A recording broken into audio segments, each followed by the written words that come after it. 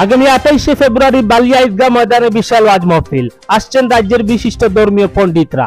আগামী 28শে ফেব্রুয়ারি উত্তর করিমগঞ্জের বালিয়া ইসলামিয়া ঈদগাহ ময়দানে স্থানীয় যুব সমাজ ও ঈদগাহ পরিচালনা সমিতির যৌথ উদ্যোগে আয়োজিত হতে যাচ্ছে বিশাল ওয়াজ মাহফিল। উক্ত মাহফিলকে সর্বাঙ্গীন সার্থক করে তুলতে ঈদগাহ পরিচালনা সমিতি এবং স্থানীয় যুব সমাজ ইতিমধ্যে প্রস্তুতি হাতে নিয়েছেন।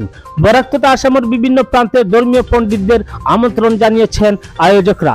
উক্ত মাহফিলে সোনাশা আলিয়া মাদ্রাসার প্রধান শিক্ষক মৌলানা এনামুল হকের পৌরোহিত্যে প্রধান অতিথি হিসাবে থাকছেন ধরং জেলার মৌলানা মুফতি আসাদুল্লাহ হক বুলবুলি।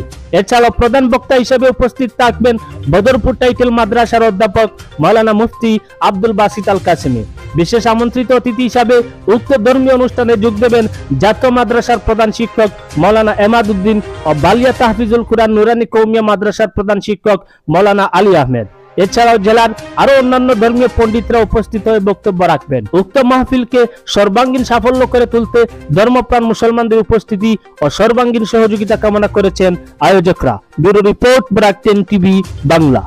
আসসালামু আলাইকুম ওয়া রাহমাতুল্লাহি ওয়া বারাকাতুহু। আমাদের এলাকায় গান্দাই বালিয়া ইসলামিয়া ঈদগাহ প্রাঙ্গণে আগামী 28 ফেব্রুয়ারি রোজ বুধবার এক বিশাল ওয়াজ মাহফিলের আয়োজন করা হইয়াছে। উক্ত নেক মাহফিলে আমাদের প্রধান অতিথি সুদূর আসাম দরং জেলা থেকে আসছেন আলহাজ হজরত মৌলানা আসাদুল্লাহ হক বুলবুল সাহেব।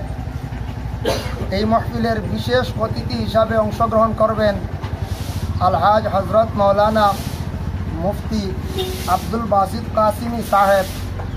আরও আমাদের দেশ ও বিদেশের উলামায়ে কেরামগণ ওয়াজ ফরমাইবেন। তাই আপনাদের সবার কাছে বিশেষ করে দাওয়াত রইল।